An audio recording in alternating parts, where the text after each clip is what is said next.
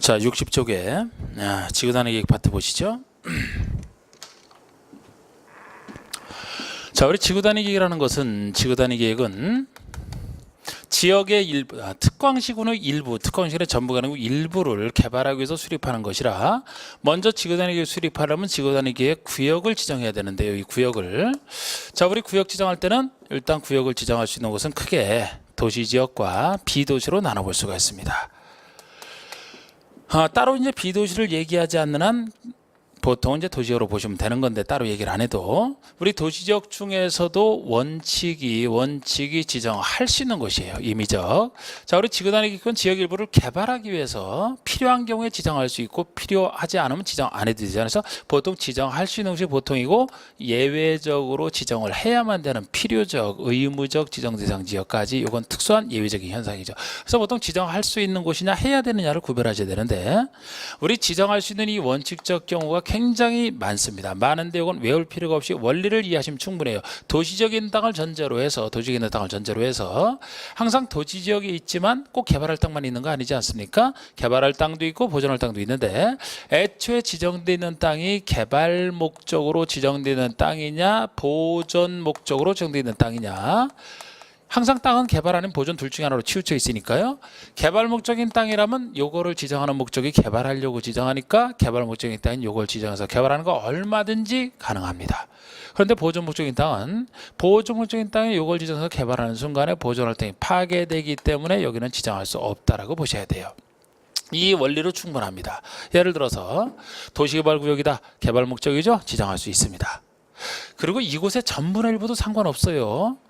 어차피 우리가 지구단위 계획이 특광시군의 일부다. 특광시군 전부는 특광시군의 전부를 하는 건 아니지 않습니까? 그런데 여기에 여러 가지 개발할 수 있는 뭐 도시개발구역이다, 정비구역이다 하는 것은 어차피 이것 자체가 특광시군의 일부이기 때문에 이곳의 전부나 일부는 상관없어요. 앞에 그 용어랑 헷갈리면 안 됩니다. 하여튼 개발 목적이면 되고 보존이 안 되나? 그러니까 택지개발지구다. 지정할 수 있는 땅이죠. 개발할 수 있는 땅이죠. 지정할 수 있어요. 그런데 예를 들어서 개발 제한구역이다. 보존할 땅 아닙니까? 지정할 수 없어요. 시가와 조정구역 그 기간 동안에 개발 못한다라고 배우셨잖아. 보존할 수 하나 지정할 수 없습니다. 공원 개발해서는 안 돼요. 그런데 그런 곳에서 만약에 해제가 된다. 예를 들어 개발장에서 해제가 됐다. 해제가 되면 개발할 땅이 되니까 지정할 수 있는 땅이 됩니다. 주의하시고 예를 들어 녹지다. 보존할 땅이라 지정할 수 없어요. 근데 녹지에서 주상공으로 변경이 되면 개발할 땅으로 되니까 지정할 수가 있는 것이고 비도시는 안 되지만 새로 도시로 편입되면 개발화되니까 역시 가능해지는 그런 쪽으로 보시면 되거든요. 그리고 필요적 꼭 지정해야 되는 경우는 지정할 수 있는 임의적 중에서 꼭 지정해야 되는 것은 일정 요건을 가지고 지정해야 되기 때문에 요거는 두 가지밖에 안 되지만 두음자 따서 암기하는 수밖에 없습니다. 다른 건 이해하시고 우리 암기해야 될 필요적 두 가지는 저는 이렇게 암기를 시켰어요. 두음자를 따기를 택시 정비 10년. 택시 정비는 10년마다 꼭 해야 된다. 택시를 운행하지 10년이 되어도 정비 한 번 안 하면 위험해서 탈 수 있겠느냐. 택시 정비는 10년마다 꼭 해야 된다. 필요적. 이렇게 해서 외웠던 건데 여기 택시가 얘기하는 게 택지를 택시로 읽었던 거예요. 그래서 택지개발지구와 정비구역 이 두 군데서 시행되는 사업이 끝난 후 10년 지나면 꼭 지정해야 된다. 다른 것은 아니잖아요. 외울 수밖에 없고 또 하나 슈퍼맨이 등장해서 꼭 돈을 벌어줘야만 된다. 자, 우리 시공에서 해제가 됐다. 그러면 시간과 공간의 제약에서 해제돼서 슈퍼맨이 등장했어요. 초인이니까 인간은 시공의 제약을 받지 않습니까? 시공에서 해제돼서 슈퍼맨이 등장을 해서 녹지에 투자해놨는데 녹지를 주상공지 하나로 변경을 했다. 그러니까 시공에서 해제 또는 녹지를 주상으로 변경하는 것으로서 면적이 30만 제곱미터 이상이면 꼭 지정해야 된다. 요 둘. 여기서 시가와 중구역 공원에서 해제, 녹지를 주상으로 변경하면서 30만 이상. 요렇게 저는 요렇게 외우고 했었죠. 그 다음에 비도시라면 원칙적으로 보존할 땅이라 지정할 수 없지만 예외적으로 이제 일정 요건을 가지면 지정할 수 있는 임의적인 곳이 있는데 세 군데가 비도시적이지만 계획관리는 도시지역에 준하는 곳이라 요거 자체로 개발할 수 있는 지역 중에서는 계획관리에 지구 중에서는 개발지능지구 자체적으로 개발할 지구죠. 그러니까 비도시일 때만 개발지능지구지 다른 비도시라는 얘기 없으면 모든 용도지구는 이제 여기 개발목적인 땅에 다 지정할 수는 있어요. 비도시에서만 개발진흥지구입니다. 그래서 계획관리지역이거나 개발진흥지구 이걸 먼저 생각을 해두시고, 또 기존의 용도지구가 있는데 이 용도지구를 지구에서 행위제한을 지구는 폐지하면서 행위제한을 지구에서 행위제한을 지구단위로 대체하는 곳이 있어요. 그래서 이건 새로운 사업이 아니고 기존의 지구에서 행위제한만 지구단위로 대체하는 것에 불과하기 때문에 간단한 것이라 비도시도 가능한데, 이건 별거 아닌 거죠. 계획관리와 개발진흥지구 두 군데를 잘 보셔야 되는데, 특히 여기 지정할 때 이 계획관리 지역이 전체 전부일 필요는 없습니다. 전체 지정할 땅 중에서 계획관리가 차지하는 비중이 전체의 반 이상, 50% 이상이면 돼요. 50% 이상. 그 대신 나머지 지역은 관리지역 중에 하나, 생산관리가 됐든지 보존관리가 됐든지, 생산관리나 보존관리지역 중, 즉 관리지역 중에 하나여야 되지 다른 지역은 여기서는 안 돼요. 관리지역 중 하나, 비도시 중에서 계획관리지역이 50%, 생산관리, 나머지는 보전관리. 이 요건 갖춘 것 중에서 여기든 여기든 변두를 대상으로 개발하기 때문에 둘 다 면적 요건이나 이제 좋은 얘기 면적 요건 등은 기본적으로 같이 씁니다. 그러니까 계획관리지역에서는 이 면적 요건 등은 개발진으로 똑같이 쓰는데, 이 개발진흥지구는 이 요건 외에도 지구니까 어느 지역에 위치하느냐, 이 위치 요건까지도 같이 갖춰야 지정이 가능한데, 이 면적인 요건에 나오는 숫자는 다른 얘기 없으면 3만 제곱미터 이상, 만약에 아파트나 연립의 건설에 포함되면 3만의 10배인 30만 이상, 아파트 연립의 건설에 포함되더라도 자연보전권역이나 초등학교 문제를 해결했다 그러면 다시 줄어서 3분의 1로 줄어서 10만 이상 이렇게 되는 면적 요건이 있는데, 아무래도 이런 숫자는 아까 계획관리적 요구하는 요건이나 위치 요건보다는 중요성은 좀 더 떨어지죠. 자, 우리 위치 요건도 알아야 되는데, 개발진흥 5가지 종류에 따라서 제일 좁게 인정하는 거, 제일 넓게 인정하는 거, 중간선은 이런 식으로 강의를 합니다. 자, 우리 제일 좁게 인정하는 게 주특계 이렇게 두 문자를 딴 건데요. 주거개발진흥지구의 주, 우리 복합이 둘 이상인데 복합 중에서 주거긴이 포함된 경우만 같은 주로 보시면 되고, 이 주거랑 관련된 것이랑 특정 개발의 특, 이 두 가지 개발진흥지구는 비도시역 중에서 계획관리지역에 위치하고 있을 때만 가능하다. 이게 주특기 사천점으로 주특계 했던 겁니다. 그리고 반대로 제일 넓게 인정하는 게 관광휴양. 우리 관광휴양 개발진흥지구라면은 요거는 모든 비도시, 관농자 모든 비도시에 다 해당돼요. 어느 비도시나 다 됩니다. 제일 넓죠? 관광지는 비도시면 다 개발할 수 있다.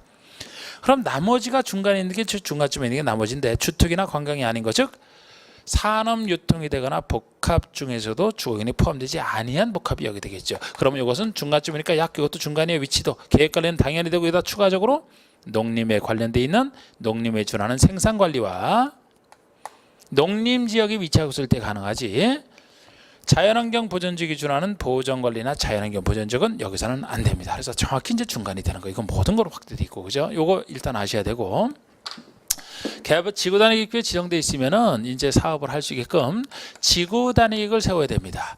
이 지구단위 계획 결정 고시해야 되는데, 이 지구단위 계획은 3년 내에 만들어야 돼요. 3년 내 지구단위를 고시 안 했다 그러면 지구단위 계획 구역을 지정한 관리계획 결정이 그 다음날 실효가 되는 게 3년 실효와 관련돼 있습니다. 그리고 지구단위 계획이 수립됐을 때, 이것도 여기서 지구단위 계획 실효와 관련해서는요, 이 지구단위 계획은 주민이 제안한 것에 한정되는데, 주민이 제안해서 지구단위 계획이 만들어졌다면 이 주민이 사업할 수 있게 해줬더니만 사업을 안 할까봐 지구단위 계획 결정 고시된 때로부터 5년 내에 허가 등을 받아서 공사사업에 착수를 하라. 5년 내 착수를 안 하게 되면 그 다음날 지구단위 계획은 효력을 상실한다. 3년 내 안 하면 구역의 실효, 이때로부터 5년 내 착수를 안 하면 계획의 실효가 되는 겁니다. 그리고 이 계획에 들어갈 내용이 많은데, 필수 내용 2가지가 있어요. 꼭 집어넣어야 될 필수 내용 2가지가 사업을 자체로 할 수 있는 게 이 목적이기 때문에, 어떤 사업을 할 때 할 수 없는 땅을 할 수 있게 만들어주는 장치, 어떤 용도의 건축물 못 들어간다, 건축 용도 제한을 풀어줘야 되죠. 건축 용도 제한을 반드시 풀어줘야 그 용도의 건축물이 들어갈 수 있고, 그 정도 크기가 들어가야 되기 때문에 크기를 결정하는 게 면적, 높이잖아. 면적을 통제하는 건폐율, 용적률, 이게 면적에 관련돼 있죠. 높이를 통제하는 높이의 최고한도, 최저한도. 이래야 목적이던 사업을 할 수가 있어요. 그런 용도를 이 정도 크기로 지을 수 있어야 되기 때문에, 그리고 이게 들어갔을 때 필요한 기반설이 있어야 돌아가겠죠. 그래서 기반설의 외차 규모 요거와 요것은 필수고 나머지는 선택이 됩니다. 그리고 여기다가 이제 뭐 지구 단위 계획 세울 때 좀 풀어줄 수 있게 하는 것들, 뭐 잘 나오는 건 아니지만 풀어줄 수 있는 것들은 기존 건축물보다 좀 더 크고 넓게 짓게 하는 것들을 좀 풀어줄 수 있다. 풀어줄 때 수많은 예가 존재. 그 수많은 예는 시험에 가끔 나오더라도, 아주 가끔 나오더라도 다시 반복도 안 되고 틀려도 상관없어요. 여기 나와 있는 것만 잘하시면 됩니다. 근데 풀어주더라도 뭐 건폐율은 기존 건폐율의 1.5배, 150%까지, 용적률은 2배, 뭐 200%까지 풀어줄 수 있습니다만 세밀한 예는 모르셔도 돼요. 원래 그런 건 틀려도 되는 문제입니다. 워낙 양이 많고 제가 뭐 여기서 자, 하여튼 그렇게 되고 이 정도는 최소 알아두셔야 되는 이게 지구 단위에 대한 얘기입니다. 자, 그래서 1번에 바로 뭐 1번 그 설명한 대로 그대로 보시면 되고, 자, 우리 2번 한번 볼까요? 지구 단위 기구를 지정할 수 있는 곳이 아닌 것은 15,000제곱미터의 유휴 토지를 효율적으로 개발하는 곳이다. 자, 우리 비도시에서 아까 계획관리든 개발진흥지구든 할 때 면적요건을 따진다고 했죠. 원래 도시지역에서는 면적요건 따지질 않았는데 유일하게 유휴 토지, 쉬고 있는 땅을 개발할 때만큼은 요거는 최소 만 이상은 돼야 된다. 그 요건이 유일하게 붙어 있습니다. 그래서 그걸 한번 내본 건데 15,000제곱미터라면 만 이상이 되기 때문에 요 유휴토지를 개발하겠다 지정할 수 있는 곳이 됩니다. 그 다음에 농림지역에서 도시로 편입되는 구역 중 계획적 개발가 필요하다. 그럼 농림지역은 비도시였다가 도시로 편입되니까 지정할 수 있는 곳이 되고요.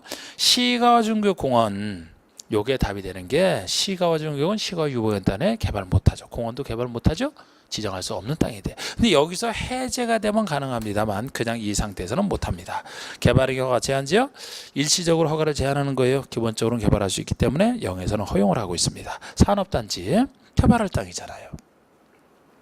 자, 우리 3번에 지구단위계획 구역을 지정하여야 하는 곳, 지정해야 되는 곳이죠. 이런 곳이 아닌 곳은 이건 외울 수밖에 없는 거. 아까 택시 정비 10년, 정비구역에서 시행되는 사비 완료되는 10년, 이게 택시 정비의 정비 10년이죠. 이번에 택지 개발지구에서 시행되는 사비 완료되는 10년이 경과됐다. 이건 택지, 이게 택시의 택시가 되겠습니다. 3번에 시공에서 해제되는 지역으로서 면적이 30만 이상, 시공에서 해제 슈퍼맨 등장 30만 이상. 4번에 개발령에서 해제되는 곳으로서 30만 이상. 해제는 시공 해제만 나오는 거예요. 그러니까 이거는 지정해야 되는 곳이 아니고 지정할 수 있는 곳이죠. 5번에 녹지에서 주상으로 변경되는 것으로서 30만 이상. 이렇게 뭐 이건 외워둘 수밖에 없는 부분이고, 그 다음에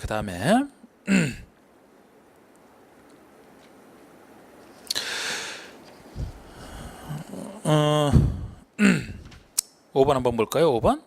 다 지금 설명드린 내용 속에 속해 있고 다 비슷한 내용이라. 자, 5번 보시면은 국회법상 지구단위에 대한 설명으로 틀린 거 작년 문제입니다. 지구단위 계획은 도시군 관리계획으로 결정한다. 관리계획 내용이죠. 두 개 노선이 교차하는 대중교통 결절지로부터 3km, 2km 이내에 위치한 지역은 지구단위 계획으로 지정해야 된다. 이것이 제가 개발할 땅이면은 지정할 수 있다라고 보시라고 했잖아요. 근데 우리 제가 주로 이제 말씀드린 것은 법에 의한 건데, 요거는 이제 그 구석진 0의 내용 중에서 구석진 곳에 들어가는 부분에 하나인데, 어쨌든 그대로 판단하시면 돼.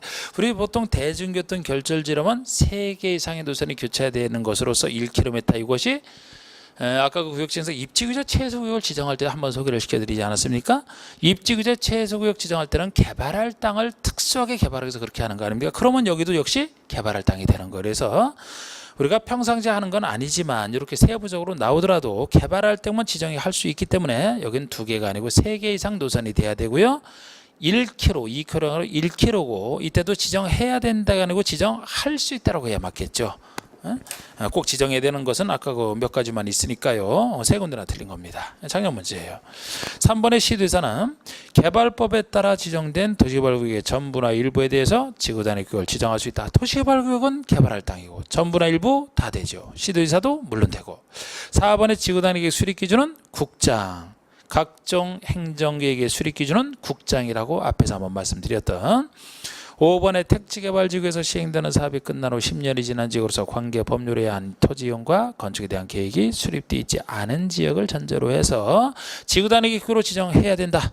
좀 길지만 뒤가 지구단위 계획으로 지정하여야 한다라면은 택시정비 10년, 네? 녹지 시공에서 해제, 녹지 유상으로 변경 30만. 여기는 10년이 지난 것을 얘기하니까 택시 정비 10년에 해당되고 택지개발지구에서 10년이 지났으니까 딱 지정해야 되는 거 맞습니다. 이때도 그 중간에 있는 뭐 다른 계획이 수립되지 않은 지역은 다른 계획이 수립돼서는 그거에 따라 하면 되니까 지구단위 필요 없다는 얘기가 되기 때문에 뭐 그런 전제는 당연하고요. 자, 우리 6번, 우리 5번에선 그래서 2번이 뭐 그 정도 얘기입니다. 6번 얘기는 다음 중 도시지역 외지역으로서 비도시로서 지구단위계획 구역을 지정할 수 있는 곳이 아닌 곳은 했는데, 요거는 이제 비도시에 지정할 때를 좀 더 한번 구체적으로 한번 제가 만들어낸 건데, 자, 우리 계획관리지역이 8만 제곱미터이고 보전관리지역이 2만 제곱미터라면은 제가 계획관리지역 지정할 때는 계획관리가 전체의 50% 이상 안 되면서 나머지는 보전관리 또는 생산관리해야 된다 그랬죠. 그럼 이거 전체는 10만 제곱미터, 10만 중에서 계획관리가 8만이면 80%니까 그죠? 50% 이상에 속하면서 나머지는 보전관리 정확합니다.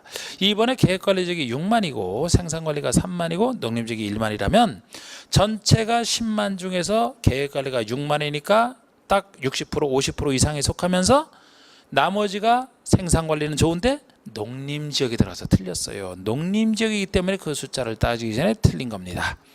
생산관리 또는 보전관리 지역이 하나여야 되잖아요. 그래서 답이 2번이 되는 겁니다. 3번은 계획관리지역에 위치한 주거개발. 자, 주특계 주거개발지구는 계획관리지역에 위치하면 지정할 수 있다. 자연환경 보전지역에 위치한 관광휴양, 관광휴양은 모든 비도시에 다 되니까 자연환경 보전지역에 위치하고 있어도 가능하고요. 용도지구를 폐지하고 지구의 행위자를 지구단으로 대체하는 지역, 이것도 비도시에 가능합니다.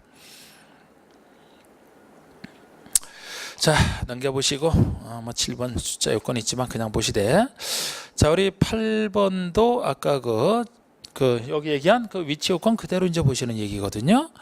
자, 우리 9번 한번 봐주세요. 우리 9번 보시면은 지구단위 계획 내용에 반드시 포함되어야 되는 사항이 아닌 거. 자, 우리 지구단위 필수는 이거죠.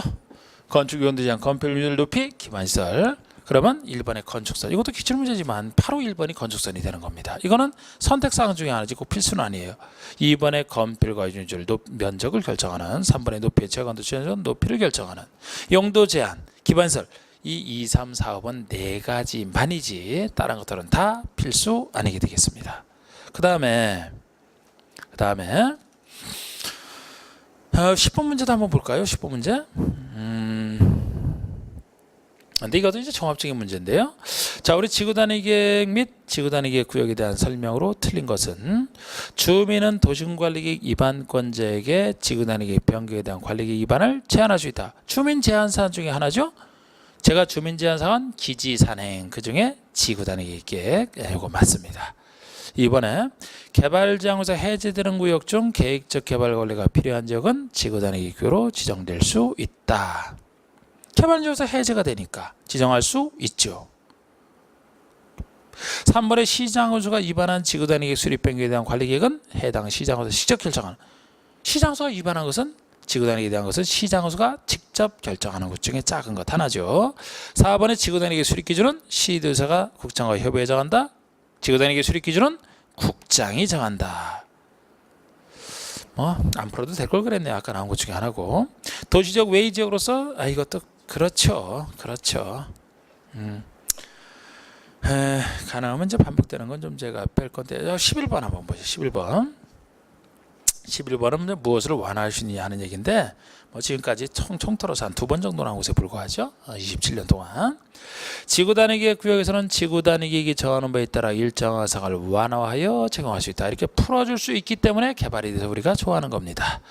그러니까 건물을 좀 크고 넓게 짓게 하는 것들은 다 풀어줄 수 있다 이렇게 생각하시면 돼요. 다음 중 완화할 수 있는 사항이 아닌 거. 자, 1번 용도지역에서의 건축물의 건축 제한을 풀어줘야 못 짓은 건축물을 지을 수가 있잖아요. 용도지역에서의 건폐율 유율 규정을 풀어줘야 그만큼 더 크게 지을 수 있죠. 그러니까 건폐율은 최대 150%까지, 용도는 그 기준에 200%까지 풀어줄 수 있어야 되잖아요. 3번의 건축법의 조경, 대제도로 관계, 높이 제한, 공개공지, 확보 규정. 건축법에서 죄송합니다. 건축법에서 조경이라는 것은 건축법에서 우리 조경 의무가 있지 않습니까? 건축을 할 때 조경을 얼마 확보하라. 이 중에서 조경 이렇게 확보해야 된다. 근데 이걸 완화해 주기도 완화해 준다는 얘기는 더 확보라는 게 아니고 덜 확보해야 된다는 게 풀어주는 거죠. 그럼 요만큼만 확보해도 된다 그러면 확보 안 하는 이 땅에 건물을 더 지을 수 있게 되잖아. 그 다음에 대지의 도로 관계도 대지는 도로에 2m 접해야 되는데 2m 안 접해도 지을 수 있게 해주는, 높이 제한을 풀어줘야 높게 지을 수 있고, 공개공지 확보 규정을 풀어줘야 공개공지를 덜 확보해도 되는 것만큼 건물을 더 지을 수 있게 되는 그런 얘기들. 5번에 부설주상 설치 규정을 완화해야 주차장을 설치할 부분을 덜 확보하고 건축을 더 지을 수 있게 되는. 자, 우리 4번이 대표적으로 아닌데 건축선 지정에 대한 규정과 대지 분할 제한 규정이 이게 두 번 문제 나올 때 그 두 번의 답으로 나왔던 걸 그냥 해놨습니다. 여러분 건축선 지정은요. 예를 들어 건축법에서 소유업이 미달도로 해서 건축선이 지정된다. 그럼 소유업을 확보하기 위해서 건축선을 지정해 놓고 여기를 나중에 도로 확보하려고 하는 건데 이거를 완화해서 이렇게까지 확보 안 해도 되고 이렇게만 확보해야 된다. 이게 풀어주는 거 아닙니까? 그러면 도로 확보가 덜 되는데요. 도로 확보가 돼야 되는데 오히려 개발하는 것은 도로를 더 넓게 건설하는 게 개발이잖아요. 그러니까 이거는 개발의 취지랑 맞지가 않아요. 그래서 완화하면 안 됩니다. 자, 그 다음에 대지 분할 제한도 우리 건축부에서 배우는 얘기 중에 기존 건축물이 있는 땅이 일정한 분할 제한 면적, 분할 기준 면적에 미달되는 작게 분할하는 것을 금지하는 규정이에요. 취지는 이렇게 작은 것을 분할해서 여기다 조금 작은 건축물을 다닥다닥 짓게 되면은 보기 흉하지 않습니까? 이런 거 막으려고 분할 금지란 말이야. 근데 이거를 풀어준다는 얘기는 이 분할이 금지되는 이 면적을 좀 더 작게 인정해서 기존보다 좀 더 작게 분할해도 된다. 이런 식의 얘기가 되거든요. 그러면 오히려 더 조그만 건축물이 더 다닥다닥, 이거는 오히려 거꾸로 가는 개발이잖아. 오히려 작은 건축물을 부셔버리고 크게 짓는 것이 개발인데 거꾸로 가는 개발이 이건 안 됩니다. 자, 우리 12번 보시면 지구단위 계획 구역과 지구단위에 대한 설명 중 옳은 것은 했는데 10만 제곱미터의 시가와 조정구역이 해제된 경우 해당 지역은 지구단위 계획 구역으로 지정해야 된다. 지정해야 된다라면 아까 요 두 가지 필요적 요것과 관계하는 걸 써야 되는데, 자, 우리 해제된 경우니까 시공에서 해제 30만 원을 써야 되죠. 그건 좋아. 그런데 10만 제곱미터이기 때문에 지정해야 된다가 틀린 겁니다. 녹지에서 주거지구로 변경된 지역에는 지구단위 계획을 수립하여야 한다. 자, 녹지에서 주거지구로 그냥 변경됐어요. 그러면 수립할 수 있는 것이지 해야 된다. 이게 해야 된다가 되려면 녹지에서 주거로 변경됨으로써 면적 30만 제곱미터 이상에 대해 지정을 해야 되고 그때 수립이 될 거 아닙니까? 그래서 이것은 할 수 있다 그냥 보시면 돼. 예.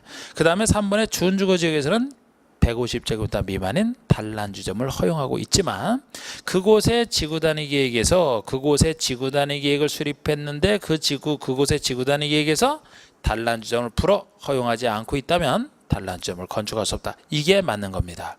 항상 지구단위 계획은 기존 지역지구의 행위제한으로 못하는 것을 하게 하기 위해서 따로 지정하는 것이라 지역의 행위제한과 지구단위 내용이 서로 충돌이 되면 지구단위 계획이 특수계획이라 당연히 우선해야 돼요. 그러면은 준주계획에서는 허용된다 하지만 지구단위 계획에서는 허용하지 않고 있다면 지을 수 없는 것이 맞는 겁니다. 4번의 지구단위 계획에 의해서 2종 일반 주거지역을 준주거로 변경할 수는 없다.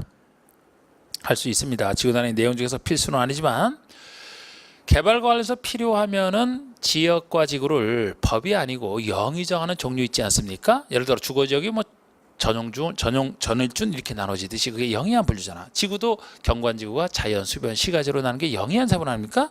그렇게 영에 의한 지역, 지구로 세분하거나 변경하는 것은 지구단위로 가능해요. 법이 정하는 세분은 안 되지만. 그래서 2종 일반 주거지역을 준적으로 변경할 수 있는 겁니다. 생산관리지역에 위치한 주거개발지역 중에 지구단위 구역을 지정할 수 있다. 주거개발지는 지금은 계획관리지역에 주특계 계획관리지역에 위치하고 있을 때만 지정할 수 있죠. 생산관리니까 지정할 수 없는 겁니다. 그 13번 문제는 이것도 처음 나왔던 문제에 불과한데 그래도 혹시나 해서 소개를 여기다 해놓은 게 27회 때 작년에 처음 나와서 사실 이런 거 틀려도 돼요. 그런데 보통 보통 틀리면은 그 틀리라고 내는 문제가 있거든요. 그런데 틀려주면은 많은 사람이 틀려줬기 때문에 요거를 이제 그 다음에 한 번 더 활용하는 경우가 있긴 있는데, 이상하게 지그나릭 파트에서는 한 번 하다가 다시 나오지는 않았어, 틀리게 내는 문제가. 그래도 혹시나 해서 그냥 요 정도만 소개를 해놨는데, 한번 요것만 그냥 좀 부담 없이 보세요. 부담 없이. 국계법상 일반 상업지역 내의 지구단위 구역에서 건폐율이 60%고 대지면적이 400제곱미터의 부지에 건축을 건축하려는 자가 그 부지 중에 100제곱미터를 공고설 부지로 제공한다. 그럼 지구단위로 완화하여 제공할 수 있는 건폐율의 최대 한도는 얼마까지 완화할 수 있느냐? 여러분, 이것이 완화할 수 있는 건폐율이 거기 여러분 그 박스에 박스를 먼저 보시면은 완화할 수 있는 것이 가번 밑줄 거는 부분 아닙니까? 지금 이걸 갖고 문제를 냈는데, 만약에 완화할 수 있는 용적률이라면 이건 내용이 더 복잡해져. 뭐 알아두면 좋겠지만 나올 가능성은 뭐 지금까지 나오지 않았고 더 복잡해집니다. 완화할 수 있는 높이는 가번과 비슷하게 돼 있는데, 일단 그 완화할 수 있는 건폐율은 현재 적용되는 건폐율 곱하기 1 더하기 공공시설 부지로 제공하는 면적을 원래 대지 면적으로 나눈 것이다, 이렇게 해요. 그러니까 이건 취지가 기존의 현재 건폐율에다가 완화할 수 있는 것이 여기다가 곱하기 하기를 얼마를 혜택 주는 걸 곱해줄 수 있느냐. 그런데 보통 현재 전체 대지 면적, 원래 대지 면적에서 공공시설 부지, 원래 대지 면적분에 공공부지로 공공시설로 제공하는 공공시설 제공면적, 이 비율만큼을 혜택을 주겠다는 얘기인데, 그러면은 공공시설을 제공하는 면적이 많으면 많을수록 더 혜택이 커지는 거 아닙니까? 요 비율만큼 주는 건데, 요 비율을 해야 0. 얼마가 될 거 아닙니까? 그래서 여기다가 1 더하기 이 말을 붙이는 거예요. 그래야 건폐율 곱하기 만약에 1을 빼버리면은 그냥 오히려 더 줄어들게 되죠. 건폐율 기본은 기존에 있는 건폐율은 유지를 하면서, 요걸 통해 유지를 하면서 얼마를 더 혜택 줄 것이냐, 이런 식으로 그러니까 수식이 나올 수밖에 없어요. 그러면 기존 건폐율이 60%죠. 요 60% 곱하기 1, 기준 1에다가 얼마를 더하느냐. 대지 면적이 400이었는데 여기서 공공시설로 제공하는 대지 면적이 100이니까 이 비율이 되거든요. 그러면 이게 0.25가 되죠. 그러니까 요거는 60% 곱하기 1.25가 되는 거 아닙니까? 이게 0.25가 되니까 4분의 1. 그럼 요것을 60에다가 1.25를 곱해주게 되면은 답이 나오는 것이고, 곱해주면은 5, 6, 30, 2, 6, 12, 15, 75가 되는 거예요. 75가 그대로 곱해주면 돼. 그래서 여기서 이제 이렇게 요 정도를 제공하게 되면은 원래 60%였는데 75%까지 이제 완화가 되는 겁니다.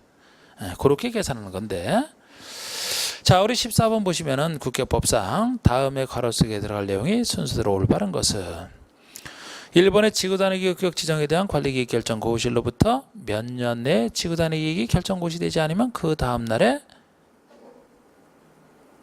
법률에 따라 허가 등을, 아니 이거 왜 이렇게 잘못됐네 이거? 응? 아니 왜 이런 실수가 나왔을까요? 규정할 때도 보지도 못했네.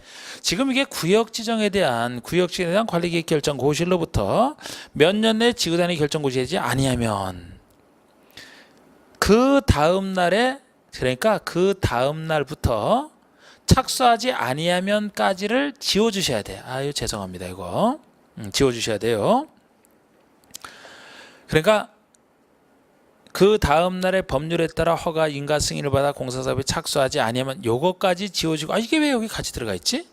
요걸 지워주시고 바로 그 다음 날을 이어서 보시면 돼요. 그럼 그 다음 날에 지구단위 구역 지정에 대한 관리계획 결정은 효력을 잃는다. 이것도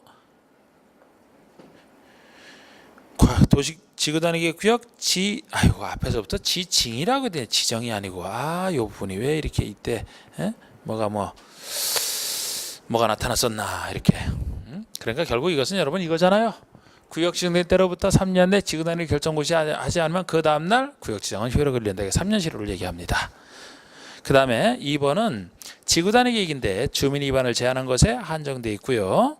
이 지구단위에 대한 관리계획 결정 고시일로부터 몇 년 내에 허가 등을 받아 사업에 착수를 안 하면 지구단위에 대한 관리계획 결정은 효력을 잃는다. 이것은 5년 실효가 되는 거죠. 그래서 답이 3번이 되는. 자, 지구단위까지 받고 그럼 국회법에서 이제 개발형 아파트를 남겨두고 있는데, 여러분 개발형 아파트에서는 일단 개발형 허가 대상인지 아닌지 구별하는 것이 가장 핵심입니다. 그게 제일 중요한 부분이죠. 일단 개발형 아파트에서 제일 중요한 부분은 허가 대상이 아닌지 따지는 것은 국회법에서 개발형 허가는 목적이 난개발 방지예요. 그러니까 어지러운 개발을 방지하기 위해서 미리 허가를 받아 하는 것이기 때문에 우리가 이걸 공부할 때 난개발이라고 볼 수 있는 것은 미리 허가를 받는다 이렇게 생각하시면 됩니다. 그런데 일단 허가 들어가기 전에 우리 해설로 잘 되어 있지만 도시군계획사업은 일단 제외예요. 도시군계획 사업은 제외입니다. 도시군계획 사업은 도시군계획 시설사업은 아까 배웠던 절차에 따라, 개발사업도 개발법에 정하는 쭉 그 많은 절차에 따라, 정비사업도 정비사업에 정하는 고유 절차에 따라 쭉 다 실시계획, 시행계획의 인가를 받아 하는 큰 사업이기 때문에 여기서 개별적인 개발행위 허가 대상은 아예 빠지는 거예요. 그래서 도시군계획 사업이 제외된다는 건 기본이고 가장 기본이고, 그거를 바탕으로 해서 나머지 중에서 우리 박사에 받듯이 건축물의 건축 원칙 받습니다. 개발행위잖아. 공작물 설치 받아요. 토지의 형질 변경, 토지의 형상을 변경하느냐, 공유수면 매립, 함부로 해서는 안 될 형질 변경. 그런데 여기서도 이제 안 받는 것들을 잘 구별하셔야 되는데 괄호 속에 해설을 같이 보세요. 경작을 한 경우는 제외한다. 우리 경작을 위한 형질 변경은 농사짓기 위한 형질 변경이니까 여기서 통제할 난개발이 아니잖아요. 경작을 위한 것은 제외가 됩니다. 또 토속의 채취도 함부로 해서는 안 될 허가 대상이 되는 건데 괄호 속에 형질 변경을 목적으로 하는 것은 제외예요. 그럼 형질 변경을 목적으로 하는 토속재치는 목적 행위가 형질 변경이고 토속재치는 수단 또는 수반되는 행위 아닙니까? 그럼 목적 행위 형질 변경에서 허가를 받으면 그걸로 끝난 것이지 따로 거기에 나오는 토속재치를 따로 받을 필요 없다, 그런 의미로 보시면 돼요. 그 다음에 토지 분할은 다음에 토지 분할, 그래서 건축법에 의한 건축이 있는 데는 제외한다. 이 건축부에서 건축이 있는 대지는 여기랑 같은 취지로서 작게 쪼개지는 것을 분할 금지하고 있어. 분할 금지. 그러니까 여기는 허가받아 할 수 있는 게 아니죠. 분할 금지라서 그쪽에 있는 건 제외하고 여기서는 할 수 있는 것을 전제로 해서 다음에 세 가지 가번에 녹지 관농자, 녹지와 비두지 보존할 땅을 전제로 해서 이곳에서 관계법령에 허가 등을 받지 않고 행하는 토지 분할. 다른 곳에서 허가받으면 상관없어요. 다른 곳에서 허가받지 않고 행하는 토지 분할은 여기서 허가를 받아라. 이건 보존할 땅이라는 점에서 면적에 상관없이. 그런데 나번은 이제 다른 지역에 상관없이 건축법에 의한 분할 제한 면적 미만으로의 토지 분할이죠. 건축법상 그 분할 금지에는 제한 면적 기준에서 똑같이 써요. 그쪽이랑 그 분할 제한 면적 미만으로 잘게 쪼개지는 것이 난개발로 봐서 허가 대상이기 때문에 미만을 잘 아시고 이걸 이상으로 분할한다면은 크게 분할하니까 난개발이 아니라서 허가 대상이 아닌 겁니다. 주의하시고, 따라서 크게 분할하는 건 허가 대상이 아니기 때문에 만약에 토지를 합병한다? 당연히 그냥 하면 되죠. 허가 대상이 아니죠. 미만 작게 분할하는 게 문제가 되기 때문에 다음번에 관계법령에 따라 허가 인가 등을 받지 않고 행하는 너비 5m율의 토지 분할이다. 이거는 면적에 상관없이 너무 좁아서 최대 너비가 5m라면 5m 이하로 분할하는 것은 좁으니까 인간이 들어갈 적당한 거처를 들어설 수 없다. 허가를 받아라. 물건 쌓아놓는 행위는 어디에서 쌓아놓냐 그걸 잘 보셔야 돼요. 녹지, 관리, 자연환경, 보존지역 안에서 녹관자에서만 그렇습니다. 건축의 울타리 안에 위치하지 아니한 토지에 물건을, 즉 야외에 물건을 1호 이상 쌓아놓는 행위인데, 야외에 물건을 1호 이상 쌓아놓게 되면은 자연환경을 해치는 난개발이 되기 때문에 취지가 그래요. 그래서 주상공은 처음부터 자연환경 관련 없지 않습니까? 빠져요. 녹지, 비도에 있어서 문제되는데 농림지역은 영농편 이상 일부로 뺐다. 그래서 결국 녹지와 관리, 자연환경, 보존지역 안에서 쌓아놓을 때만 허가 대상이다. 이렇게 얘기를 하는 겁니다.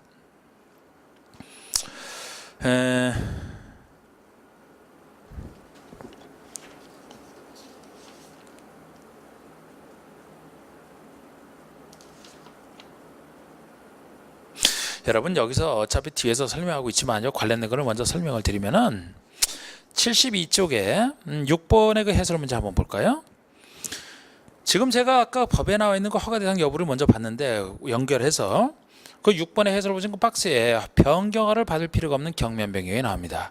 우리 허가받은 상을 변경할 때는 기본적으로 같은 절차를 거쳐야 돼요. 그러면 변경에 대해서는 허가를 다시 받아야 되거든요. 그런데 경미한 변경에는 경미하니까 받을 필요가 없다는 건데, 이 중에서 A, B번 갖고 잘 냈습니다. 다른 것도 뻔하고, 허가받은 사업기간을 단축하는 건 가벼운 거예요. 연장하는 게 더 길어지니까 무거운 겁니다. 단축할 때는 그냥, 연장할 때는 허가. 부지 면적이나 건축물 연면적을, 허가받은 면적을 5% 범위에서 축소해요. 축소입니다. 만약에 5% 범위 안에서 하더라도 확대라면 큰 일로 봐서 면적이 늘어나는 것은 허가를 받아야 돼. 축소인데 축소도 아까 기간 단축과 달리 5% 범위 안에서 이 말이 전제가 돼 있어요. 그러니까 조그만 축소를 전제로 한다는 겁니다. 만약에 축소도 너무 많이 대폭 축소가 되게 되면 그거는 역시 어떤 땅에 적당한 크기의 건축이 너무 작은 게 들어서니까 이것도 문제거리라고 보는 거예요. 그래서 기간 단축은 한없이 단축해도 면적 축소는 5% 범위 안에서 축소할 때만 경미한 변경이다. 그리고 법령의 개정 등으로 허가받은 사항을 불가피한 변경은 어쩔 수 없는 변경이니까. 그 다음에 법에 따라 허용되는 오차를 반영하여 허용되는 오차 범위 내에서 변경하는 것이라 가벼운 것으로 보여주는 겁니다. 그 다음에 건축상 건축허가나 신고 대상이 경미한 변경, 경미하니까. 그리고 이거 외에도 아예 처음부터 허가를 받지 않을 수 있는 행위로서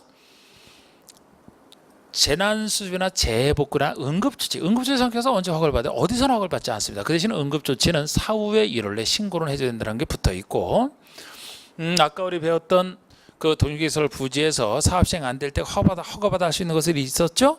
거기에만 적용되는 규정이지만 건축은 신고 대상인 증축 개축 재축. 그러니까 건축에서는 바닥 면적 85제곱미터 이하의 증축 개축 재축을 신고 대상으로 하는데 그건 가벼운 것이라고 봐서 그 허가를 받지 않아야 된다도 있고, 기타 0에서 경미한 사항을 정해놨어요. 경미하니까 허가 대상이 아니라는 건데, 그 경미한 것에서는 평상시 잘 나오는 건 아니고, 그 중에 일부가 숫자 하는 게, 숫자는 무시하셔도 됩니다. 숫자 하는 게 나오더라도 얼마 이하 얼마에 그걸 바꾸지는 않으니까. 그런데 혹시 잘 안 나오더라도 숫자 아닌 내용으로 이해할 수 있는 것은 그때그때 좀 이해하시면 되겠습니다. 자, 69쪽에 다시 와서 개발행위 허가 1번을 보시면, 특광시장호수의 개발행위 허가를 받아야 하는 얘기가 아닌 거. 건축의 건축, 공작물 설치 받아야 되죠. 공유수면 매립 받습니다. 경작하는 형질 변경, 이거 개발행위 안에서 안 받는 것이고, 녹지 관리, 농림, 자연환경 보존지에 관해서 관계법령에 따라 허가 인가 등을 받지 않고 행하는 토지 분할이다.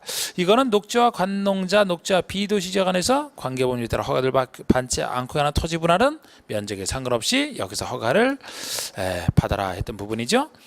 관계법령에 따른 허가 등을 받지 않고 하는 너비 5m 이하의 토지 분할, 이것도 토지 분할 중에서 허가를 받아야 되는 좁은 분할을 얘기하는 거. 그래서 허가를 받아내는 게 아닌 것은 3번 쉬운 문제죠. 쉬운 문제입니다. 그 다음에 2번 보시면 국계법상 개발행위 허가를 받아야 하는 경우는 토지의 형질 변경을 목적으로 하는 토지의 채취, 형질 변경 목적이니까 토지의 지치는 따로 받을 필요 없다. 중목의 벌채식재, 이 나무를 심고 베는 중목의 벌채식재는 처음부터 개발행위 아니에요. 난개발 아닙니다. 나무 심는 게 무슨 난개발입니까? 그런데 이게 주의하실 게 중목의 벌채식재는 나중에 개발법 정비법에서도 역시 이와 비슷한 개발행위 허가 통지에 들어가거든요. 개발법 정비법 둘이 똑같이. 근데 그쪽에서는 취지가 여기랑 달라요. 그쪽에서는 그 도시개발사업 정비사업에 지장을 안 주기 위해서 지장을 주는 것들을 통제하는 것이거든요. 거기서는 중목의 벌채식재도 나무를 심고 베는 것도 사업에 지장을 줍니다. 예를 들어 나무를 심게 되면 그거 다 보상을 해주고 사업을 해야 되거든요. 그래서 그쪽에서는 중목의 벌채식재가 허가 대상이지만 여기는 아닌 겁니다. 나중에 그쪽에서 할 때도 이쪽보다 세기 때문에 추가적으로 허가 대상이 무엇이냐, 그거를 이제 구별해서 나중에 보시는데 중목의 벌채가 그 중에 하나입니다. 그쪽에서는 허가지만 여기는 아니다. 공유수면의 매립, 공유수면 매립하면 바다가 육지로 바뀌니까 형질 변경 중에 하나죠. 허가를 받는 겁니다. 답은 3번이죠. 4번에 건축법 규정한 건축이 있는 대지의 분할 제한적 미만으로, 미만이지만 요즘 까다로운 것 중에 하나입니다. 건축이 있는 대지잖아요. 건축상 건축이 있는 대지는 분할 지점 미만으로 분할하는 것은 분할 금지돼 있어요. 그렇기 때문에 여기서 그거를 허가에서 빼고 요거 그렇지 아닌 걸 전제로 해서 허가 대상을 전개하는 겁니다. 요건 아예 분할 금지라. 5번에 농림지역에서 울타리 밖의 토지에 물건을 일월사 쌓아놓는다. 물건을 일월사 쌓아놓는 것은 관농자, 녹관자죠. 농림지역에서는 영농편 이상 일부러 뺐다 그랬습니다. 농림지역에서 물건 밖에 쌓아놓고 농사 짓는 경우 많은데 그때마다 허가를 받으라 못합니다. 농사 못 지어. 그래서 좀 허가를 받지 않아도 되는 것을 좀 잘 구별하시라고 이 문제를 한번 내봤고, 우리 3번은 영의자 하는 경미한 사항에 대해서 개발행위 허가를 받지 않아도 된다. 토지 분할과 관련해서 개발행위 허가 대상인 것은 이랬는데, 이거는 출제 빈도는 당연히 떨어지죠. 영의자는 경미행위를 갖고 냈으니까. 그런데 제가 이 토지 분할 중에서도 굳이 한다 그러면은 경미행위는 좋은 목적으로 공공 목적으로 도로를 건설하기 위해서 아니면 행정처에 하는 토지 분할 이런 것은 좋은 목적이고 공공 목적이기 때문에 경미행위로 봐서 허가 없이 할 수 있게 그런 느낌으로 봐주시는 거예요. 행정재산 중에 용도 폐지되는 부분의 분할 또는 일반 재산을 매각 교환 양해가 분할. 행정재산은 행정처에서 하는 재산 중에서 공공용도가 있는 거. 그래서 용도가 폐지돼야 팔 수 있고, 일반 재산은 행정처가 가지고 있는 재산 중에서 행정재산과 달리 공공용도가 없는 걸 얘기합니다. 둘 다 행정처에서 하는 재산이라 이 분할은 행정처가 하는 것이고, 행정처가 하는 것이라 경면행위로 봐서 허가 안 받는다 이렇게 하는 거예요.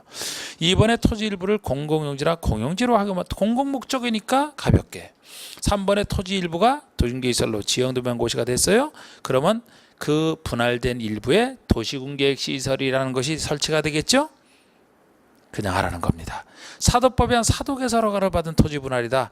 그러면 사유지에 도로 만들려고 분할하는 거예요. 아무리 사도지만 도로 건설 장려를 위해서. 만약에 그 사도가 아니고 일반 국도다 지방도다 그러면은 2번에 공용지로 들어가지 않습니까?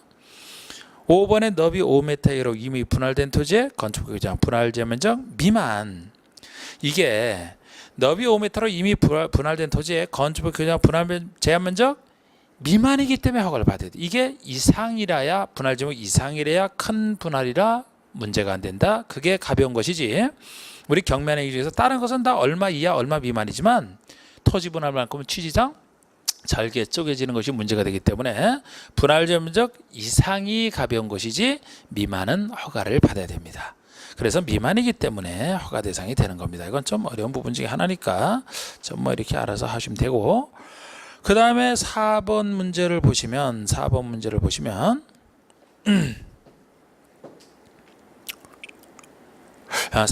그냥 쉬운 문제예요. 쉬운 문제고, 그래도 이 4번 지문 중에서 어차피 5번 문제에서 다 이제 푸는 게 일부가 있는데, 여기서 한번 혹시 한번 3번 한번 지문 볼까요? 3번 지문만 살짝 한번 검토해보고 갈까요?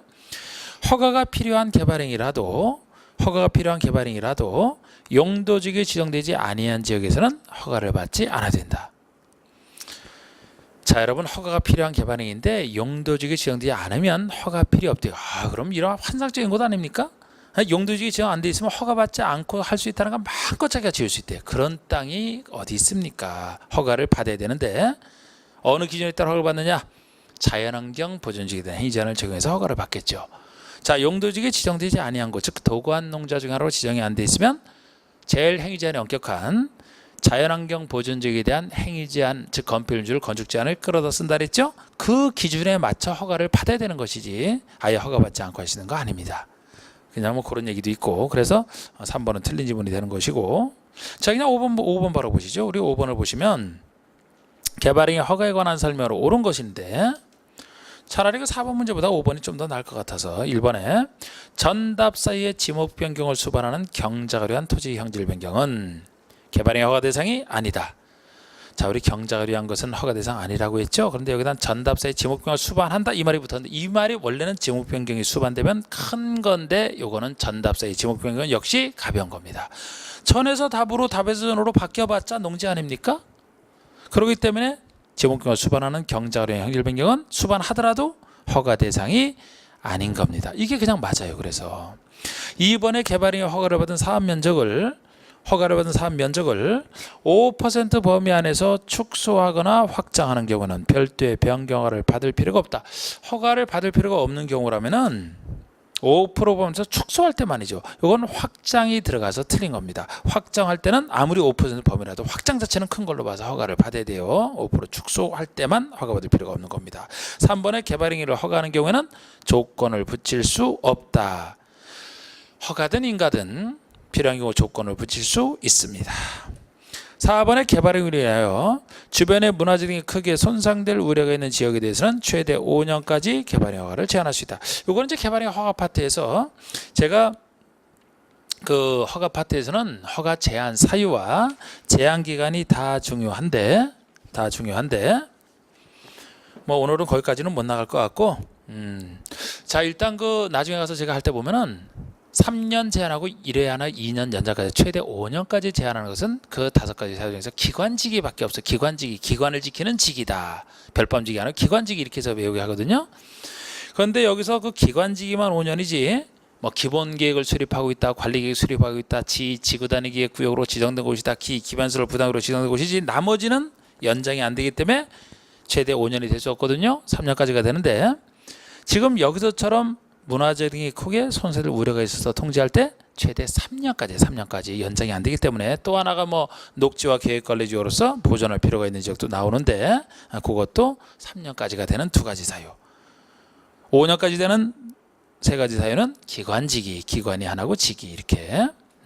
그래서 이거 이제 그 부분이 틀린 것이고 정답은 쉽게 나왔지만 5번 같은 경우는 역시 이것도 이제 해설은 제가 해놨는데 평소에 잘 안 나오는 것이니까 보실 분 보시고 안 보셔도 상관없고. 자 6번 보겠습니다. 72쪽에 6번 보시면 개발행위 허가에 관한 설명으로서 틀린 것을 했는데 개발행위 허가를 받은 사업 면적을 5% 범위 내에서 확대 또는 축소하는 경우는 변경을 받지 않아도 또 나왔네. 그죠? 여기서는 확대가 들어가서 틀린 겁니다. 이번에 허가권자가 개발행위를 하면서 환경오염 방지에 조치할 것을 조건으로 붙이려는 때는 개발행위 허가 신청한자 의견을 들어야 된다. 조건 붙일 수 있다라는데 그 대신 조건 붙이기 전에는 허가 신청한자 의견은 들어야 돼요. 물론 신청한자가 저는 싫어요 하면 허가 안 내주겠죠. 아예 신청한자 의견은 듣습니다.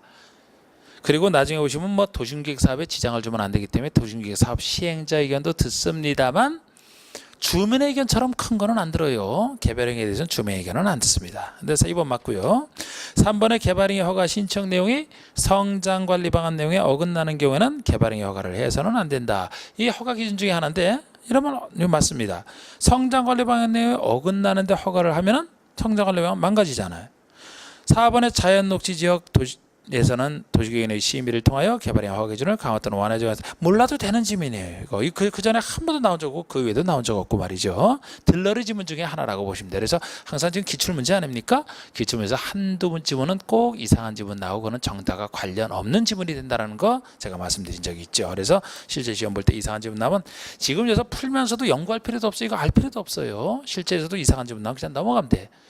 다시 나올 지문도 아니고 중요한 지문은 아니고 항상 정답은 중요한 것 중에서 아는지 모르는지를 묻는 게 보통의 문제이기 때문에. 5번에 건축물 건축에 대해서 개발행위 허가를 받은 자가 건축을 완료하고 그 건축물에 대해서 건축법상 사용 승인을 받은 경우는 따로 중검사를 받지 않아도 된다. 원래 그 건축물의 건축은 중공사를 받아야 되는데 공사 끝나고 나서 건축법에 따라 사용 승인을 받았다라면 그걸로 충분하다. 관련 인허가 의제로서 이거 받은 것으로 본다. 이렇게 이제 처리하는 규정입니다. 근데 뭐 이상한 질문들이 여러 개 지금 나와 있지만 정답은 역시 1번을 아는지 모르는지 가지고 이렇게 한 거 아니겠습니까? 그렇게 보시면 되고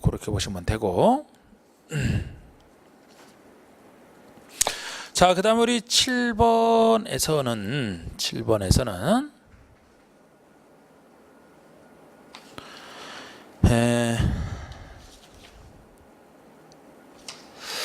자, 요거는 뭐 그렇게 잘 나왔던 건 아니고 우리 허가 기준 중에서 나오는 얘기인데 요거는 뭐 나 좀 출제의 빈도로 좀 떨어지는 겁니다.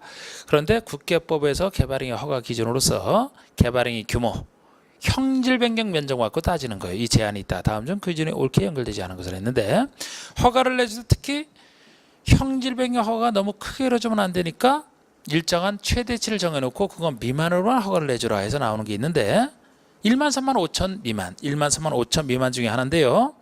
이것도 우리 박스의 해설에 나와 있듯이 1만 3만 5천 미만 중에서 제일 작은 5천 미만, 제일 큰 3만 기억할 때 제일 작은 5천 미만이 지역 중에서 가장 보존할 필요성이 큰 대표적 두 가지, 도시지역 중에 제일 보존할 필요성이 큰 보전 녹지와 사계지역 중에 자연환경 보전지역이죠. 이 두 가지가 보존할 필요성이 큰 곳이라 여기는 제일 작게 형질병이 이루어진다. 5천 미만이 되겠습니다. 그렇게 기억하신다면 그렇게 하시면 돼. 그리고 제일 큰 3만짜리가 1만 3만 5천 중에서 말이죠. 3만 미만이라면 보통의 비도시 변두리 대상으로 크게 하거든요. 자연환경 보전이 특이하지. 관리농림이 3만이 되는 게 보통 어디나 제일 넓어요. 이게 제일 넓은데 도시지역에서는 유일하게 공업지역이 3만에 들어간다는 거. 아니 주거지역이나 그 상업지역과 달리 공업지역은 공장을 설치하려고 형질병을 하기 때문에 제일 넓어야 됩니다. 이 공업과 관리농림이 3만이고 도시지역 중에서 공업이 3만, 보존지 5천짜리, 나머지는 1만 이렇게 이제 보시는 거예요. 그래서 그 기준이 옳게 아는 게 3번의 공업지역이 1만, 이게 3만이 돼야 되기 때문에 오늘 여기까지밖에 못하겠네요. 오늘 여기까지. 그래서 제가 하여튼 설명을 제가 하면서도 너무 좀 자세하게 하는 거 아닌가 싶고, 그리고 문제도 다 풀려고 하는가 싶은데 자꾸 예상했던 것보다 자꾸 조금씩 밀리는 느낌이 납니다 지금. 그래서 일단 다음 주에는 일단 뭐 잠정적으로 110조까지 한번 예습을 해보세요. 110조까지 그때 가서 또 나갈지 모르겠는데 제가 하여튼 웬만한 거 다 설명드리느라고 110조 정도까지 문제집 기준으로. 자, 오늘 수고하셨습니다. 마치겠습니다.